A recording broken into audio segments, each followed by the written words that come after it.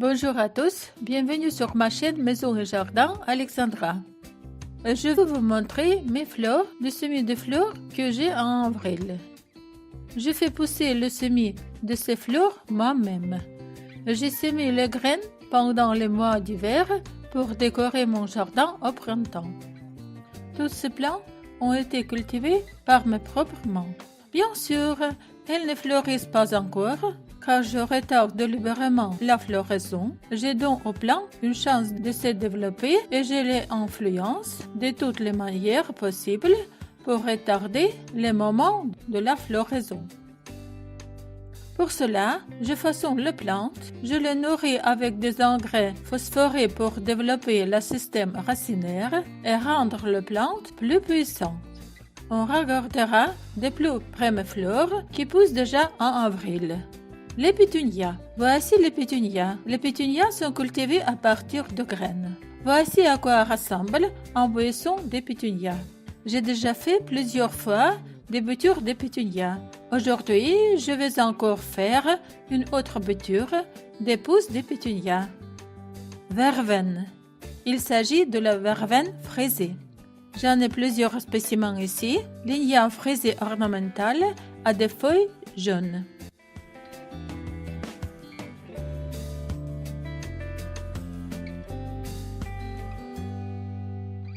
Sur cette étagère, il y a aussi des pétunias en petits pots qui doivent être transplantés.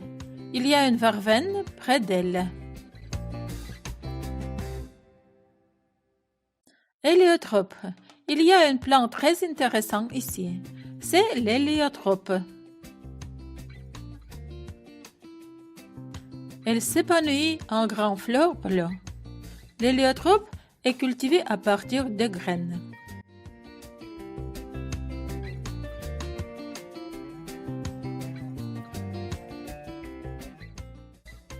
Platycodone. Je vais maintenant vous montrer un autre spécimen inhabituel. Si vous avez déjà cultivé cette fleur, vous la reconnaîtrez probablement. J'ai semé les graines le 18 février.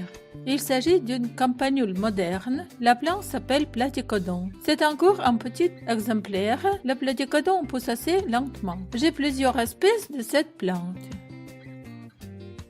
Calibrachoa. Voici un autre représentant de fleurs d'ampoule. C'est le Calibrachoa. Regardez, cette petite plante essaie de commencer à fleurir. Mais je vais retarder ce processus. Il faut permettre à la plante de se développer, d'augmenter le nombre de tiges et de feuilles.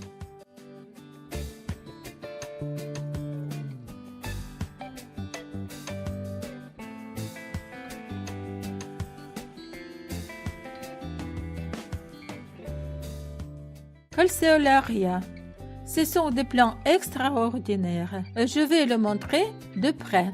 Je cultive ces plants inhabituels pour la première fois, à partir de graines. Ce sont des calcéolaires. J'ai plusieurs couleurs. Rouge, jaune, bronze, Calceolaria tigré. Violet de Perse.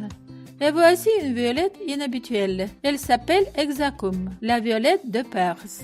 L'hexacum est un genre de plante herbacée de la famille des gentiales, répartie dans la région tropicale et subtropicale d'Afrique, d'Asie, d'Australie et d'Océanie. Les fleurs sont blanches, violettes, bleues ou pourpres. L'hexacum pousse très lentement, mais ses fleurs sont très belles. Différentes sortes de pétunias. Voici des pétunias de toutes sortes. Il y a des pétunias grimpants, des pétunias buissonnants. J'ai beaucoup de pétunias cette année. Il fait un peu plus frais maintenant. Alors, j'ai déjà commencé à endurcir les plantes. Aujourd'hui, je vais encore tailler le tige de pétunias.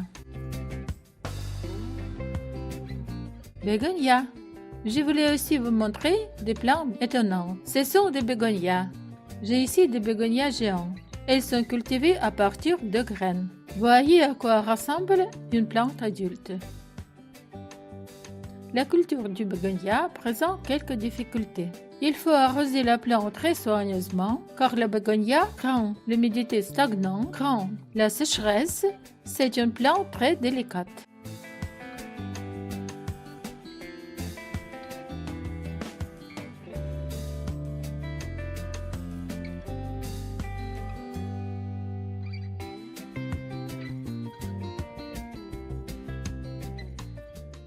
Je vais maintenant vous montrer un autre bégonia. Voici la plante, je l'ai enfin trouvée. Regardez comme cette plante subtropicale est belle. C'est un bégonia Pink Halo. J'ai semé les graines de ces bégonias devant fin janvier. Voici à quoi ressemble ce bégonia à la mi-avril. J'ai tourné cette vidéo le 12 avril. Je vais vous montrer un autre bégonia. C'est ici qu'il se cache. Voici le bégonia non-stop. Voici à quoi ressemble une plante adulte. J'ai semé deux graines de deux types, non-stop et non-stop mocha.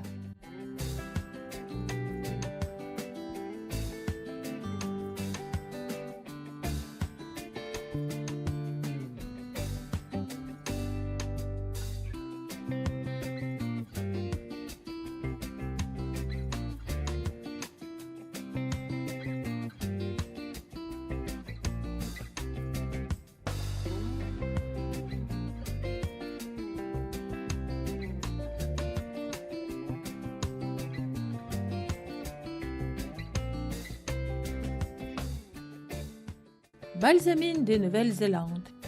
Je voudrais vous montrer une autre plante. Je pense que beaucoup de gens la reconnaissent. C'est une balsamine, mais c'est une balsamine inhabituelle. C'est une balsamine de Nouvelle-Zélande. J'ai semé ces graines le 13 mars. Il y a déjà de vraies feuilles. On peut transplanter la plante dans des pots individuels. J'ai choisi une couleur inhabituelle pour cette balsamine. La fleur sera comme de la lavande. Ageratum miniature. Ici, j'ai aussi une petite plante qui se prépare à la cueillette. Ce sont des agératums. Les agératums sont des plantes naines blanches. L'agératum bleu, je l'ai en grande quantité car je récolte mes propres graines chaque année. Voici un agératum blanc miniature appelé Aloha. Je récolterai mes propres graines de ce plant cette saison. Pétunia végétative. Sur cette étagère se trouvent des pétunias végétatifs issus de boutures.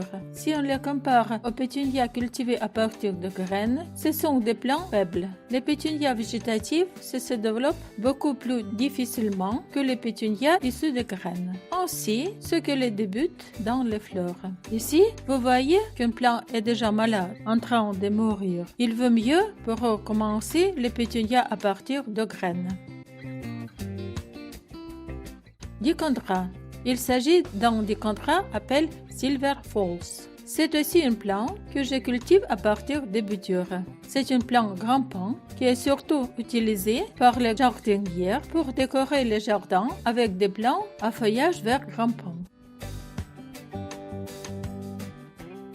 Et voici le même dichondra, le même Silver Waterfall, mais à partir de graines. Regardez l'aspect de la plante.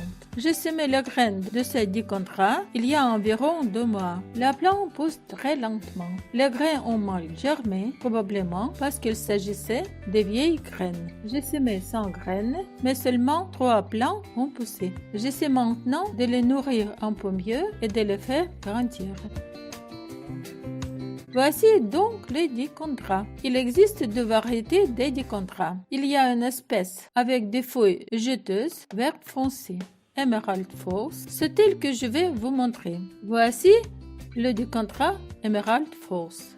Voici à quoi ressemble la plante. Elle est très verte. C'est une plante dont j'ai semé le grain l'année dernière. Ce dichondra est maintenant dans ma maison. Il aime la chaleur.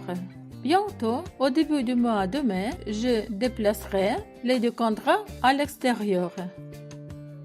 Et ici, dichondra Silver Falls. Coleus. Je montrerai également quelques autres plantes qui sont également cultivées à partir de graines. Il s'agit de coleus de différentes couleurs. Voici des coléus de couleur vert clair.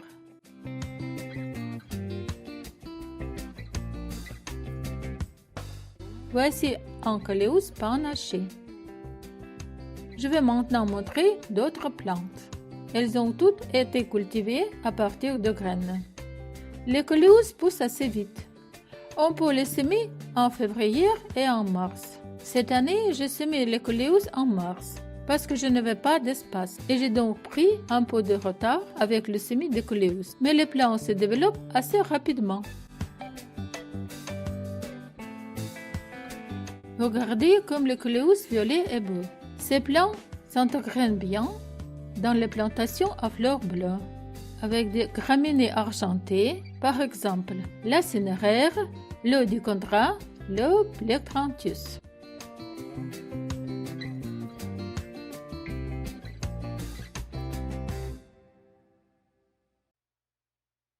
Plectranthus, c'est une autre plante que je cultive à partir des butures.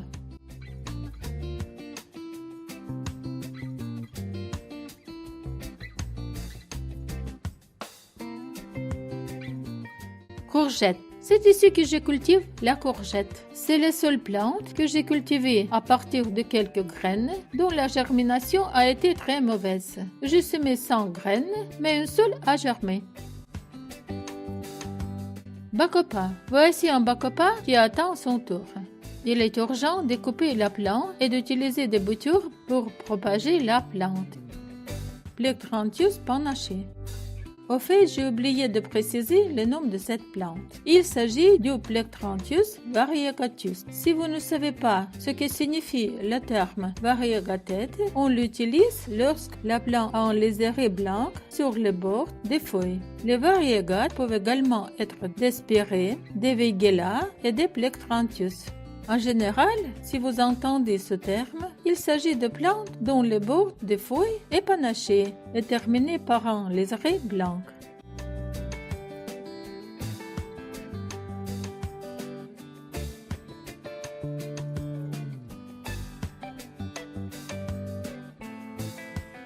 Ageratum miniature.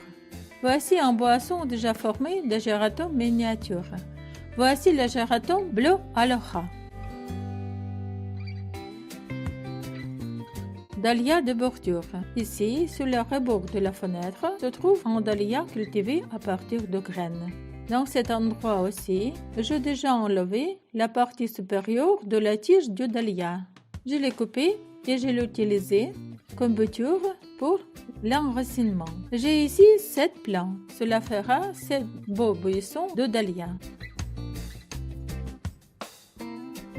Tagetes. Enfin, je vais montrer une autre plante triviale, bien connue des jardinières. Une plante annuelle à fleurs. Il s'agit de tagetes ou velours. En Ukraine, on les appelle chornobrivtsi. Voici un tagetes inhabituel. C'est le tagetes antigua. Cette variété de tagetes a plusieurs couleurs. Il s'agit de graines hollandaises. Je suis tagetes antigua citron. Dans quelques semaines, je verrai quelle sera la couleur de cette tagetes.